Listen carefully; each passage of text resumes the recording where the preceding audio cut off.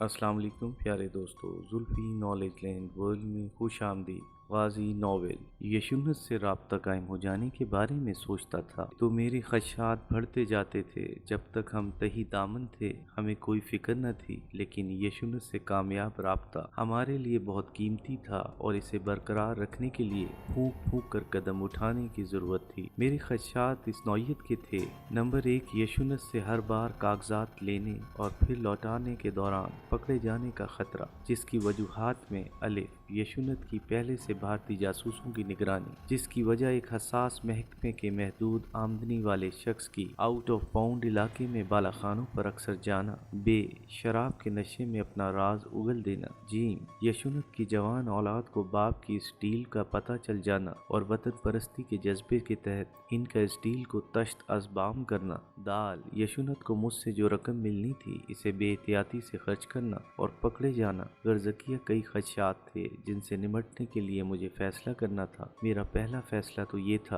कि ज़ाती तौर पर यशुनत से कागजात लेने और देने के बजाय ड्रॉप का तरीका इख्तियार किया जाए, यानी किसी पब्लिक प्लेस पर किसी ऐसी महफूज जगह को तलाश करना जहां यशुनत मुकर्ररा वक्त पर कागजात का पैकेट रख दिया करे और मैं और मेरे साथी बारी बारी वहां से वो पैकेट यशुनत की वापसी के फौरी बाद उठा लिया करें और इसी तरह मुकर्ररा वक्त पर हम पैकेट रख दिया करें और यशुनत उठा लिया करें। मैंने अपने साथियों को ये तजवीज़ बताई तो हस्बे मामूल इन्होंने बिल्कुल सही और बहुत अच्छा कहा। अगले रोज शाम को यशुनत ने मुझे सराय बैरम खान के रेस्टोरेंट में मिलना था। इस दौरान मुझे ड्रॉप के लिए महफूज जगहों का इंतखाब करना था और दूसरे मुझे अब खासी रकम की जरूरत थी ताकि यशुनत को रुपयों की नकेल डाले रखूं। ऐसी अशद जरूरत के वक्त मुझे अपने हमदर्दों से राब्ता कायम करने की इजाजत थी। मैं साथियों से रुखसत होकर कपड़े की मार्केट मसलतन नाम नहीं लिख रहा पहुंचा। दिल्ली पहुंचते ही शुरू के दिनों में मैं अपने हमदर्दों के ठिकाने देख चुका था ताकि बवक्त जरूरत तलाश करने में दिक्कत ना हो। मार्केट में मैं अपने हमदर्द की दुकान पर गया। मैंने चिट पर रकम और अपना कोड नंबर लिख कर रखा था। ये थोक कपड़े की मार्केट थी। दुकान के मालिक का हुलिया मुझे पहले ही बता दिया गया था और शनाख्ती नाम भी।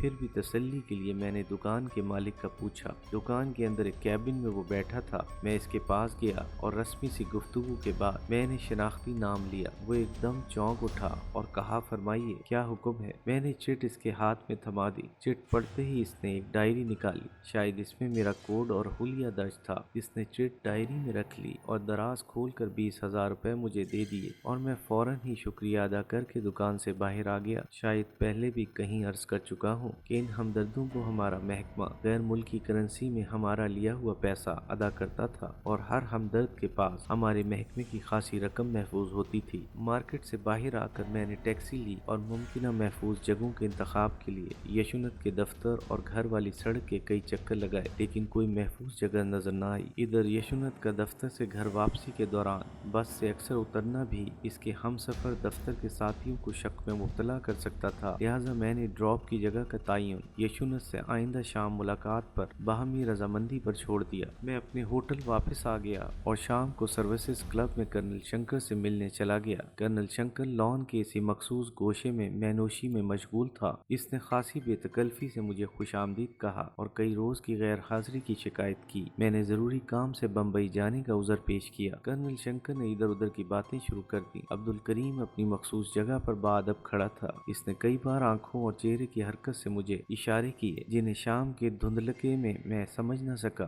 थोड़ी देर बाद मैंने कर्नल शंकर को कहा कि मुझे टॉयलेट जाना है। इसने अब्दुल करीम को बुलाकर कहा और यूं मैं अब्दुल करीम के हमरा कर्नल के बेडरूम के टॉयलेट में चला गया। अब्दुल करीम ने कमरे में दाखिल होते हुए कहा कि अगर आप नाराज न हो तो मुझे अलहदगी में आपसे कुछ जरूरी बातें करनी है। मैंने कहा, अब्दुल करीम जो बातें भी करनी है कल 11 बजे लोधी होटल में मेरे कमरे में आकर करना। अब्दुल करीम ने अस्बात में सर हिलाया और मैं फिर कर्नल की महफिल में शामिल हो गया। कर्नल शंकर आज मेरी गुज़िश्ता जिंदगी के बारे में जानना चाहता था। मैंने कहा कि कर्नल साहब सिर्फ नामों और जगहों का फर्क है, वरना मेरी और आपकी दास्तान एक ही है। आपने भी मोहब्बत में शिकस्त खाई और मैंने भी। आपने अपने गम शराब में समोए और मैंने बम्बई की रंगीनियों में, लेकिन ये दिल है कि संभलता ही नहीं, तन्हाई تنہائی میں دل کے زخم پھر رسنے لگتے ہیں۔ کرنل مجھ سے تفصیلاً پوچھنا چاہتا تھا، مجھے کہانی کا کوئی سرا ملتا ہی نہ تھا۔ میں نے جھوٹ موٹ آنکھوں پر ہاتھ رکھ لیا اور رندی ہوئی آواز میں کہا، کرنل صاحب، آپ نے دبی ہوئی راکھ کو ریت کر مجھ پر بڑا ظلم کیا ہے۔ نہ جانے اب کتنا وقت اس چنگاری کو دوبارہ راکھ بننے میں لگے گا۔ آپ تو فوجی ہیں، جذبات پر قابو پا سکتے ہیں، لیکن میرے لیے بڑا مشکل ہے۔ میں اب اجازت چاہوں گا۔ یہ کہہ کر میں اٹھ کھڑا ہوا۔ کرنل نے مجھے کئی بار بیٹھنے کے لیے کہا اور آخر میں خود اٹھ کھڑا ہوا، لیکن میں نے ایسی ایکٹنگ کی کہ کرنل بھی چکرا گیا اور میں قریباً روتے ہوئے اس سے رخصت ہوا۔